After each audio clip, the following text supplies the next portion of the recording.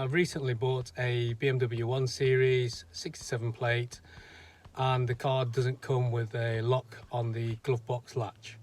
Today I'm going to show you how to change this to a lockable glove box latch.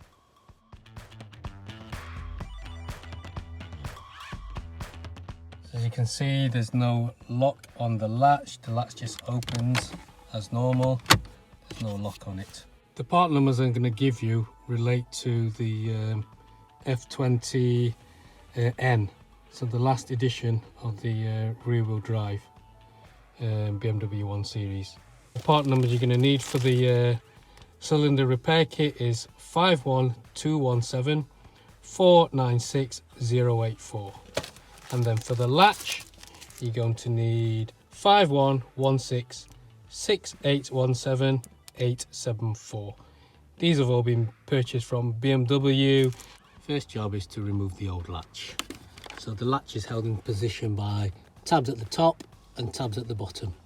So use a bit of masking tape to hold the glove box in position, so that when I open the latch, the glove box is not going to fall down. Pop it out. Just got my head torch on. Try and pop it out.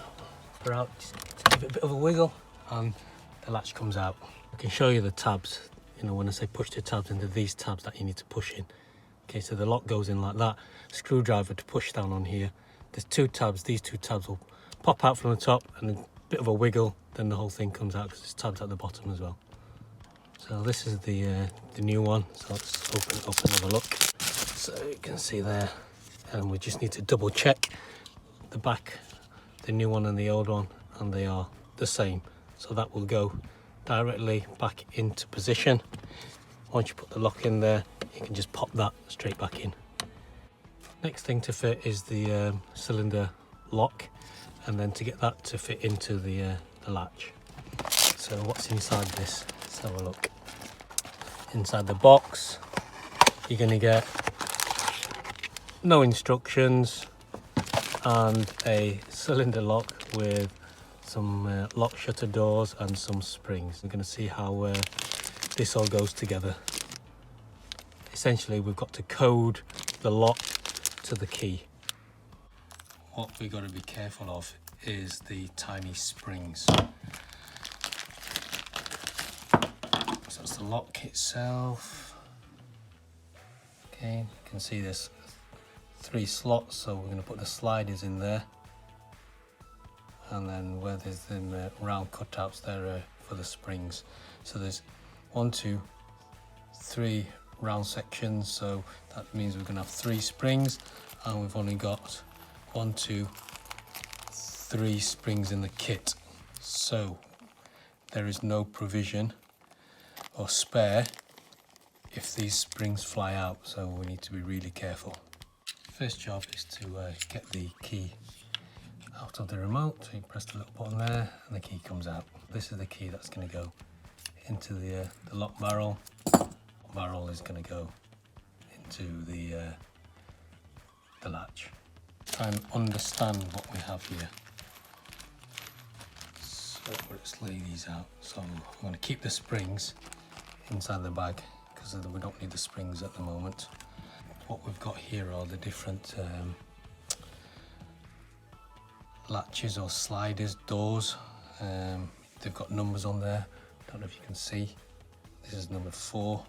I've laid the tumblers, sliders on a piece of paper. I've grouped them. So these are the 1s, these are the 2s, these are the 3s, and these are the 4s. Those that have got a prefix in front of them, they are used on the opposite side to the non-prefixed sliders. You can see on the cylinder lock there's 3 slots, 2 on the outer, 1 in the middle. So if we looked at one of the outers, if that went in that direction, then this has got to go in the other direction, upside down, and it goes in that way. Okay, so what that does is it just enables the lock to use both sides of the key to provide the unlocking.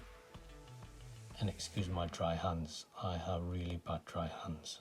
If we put this into this side,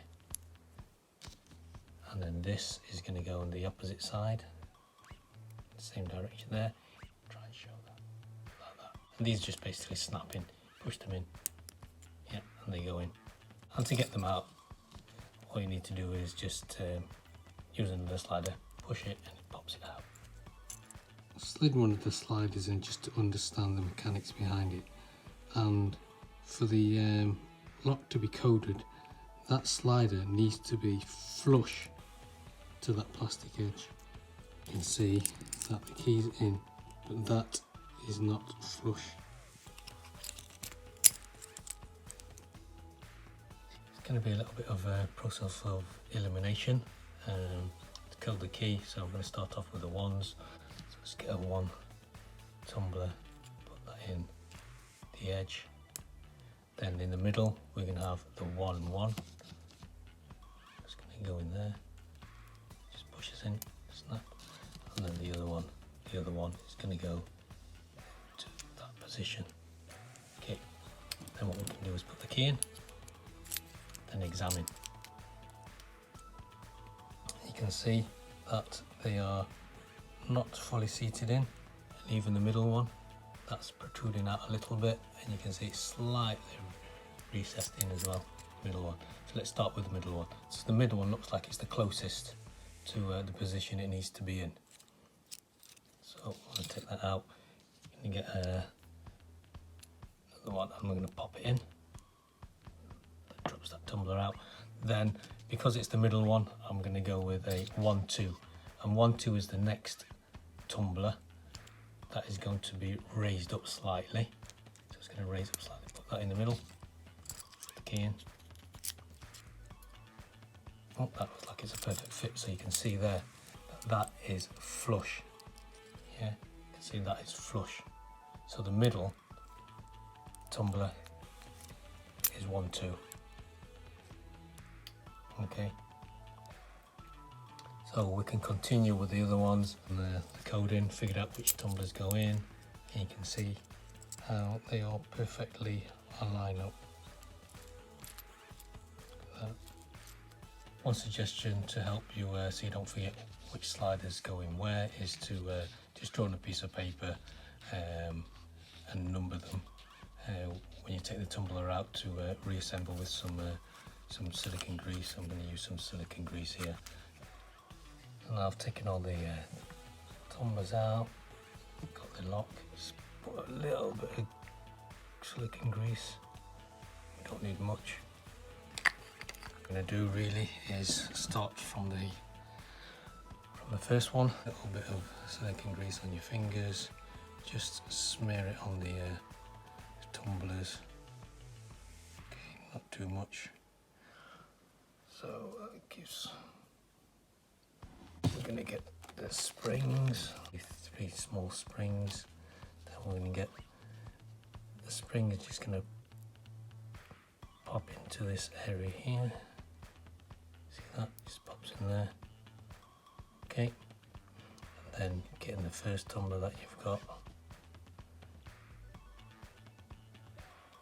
Get into position. Pop it in place. That's it. Okay.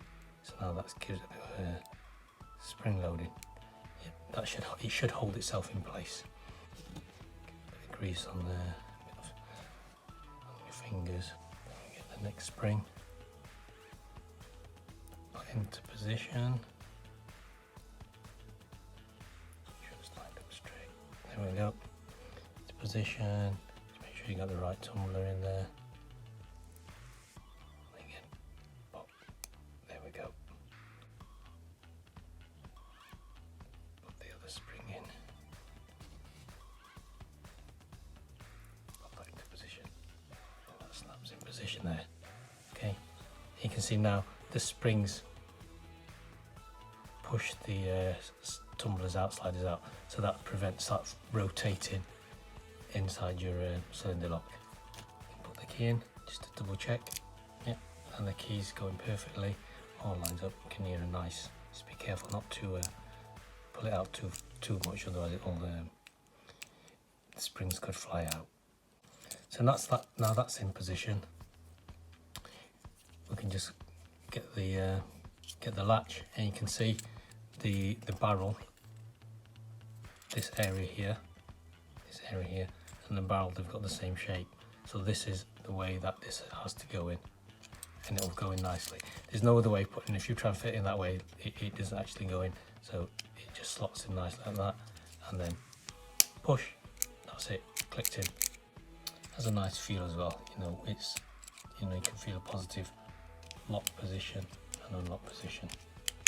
Yeah, and as you open that, you can see that's gonna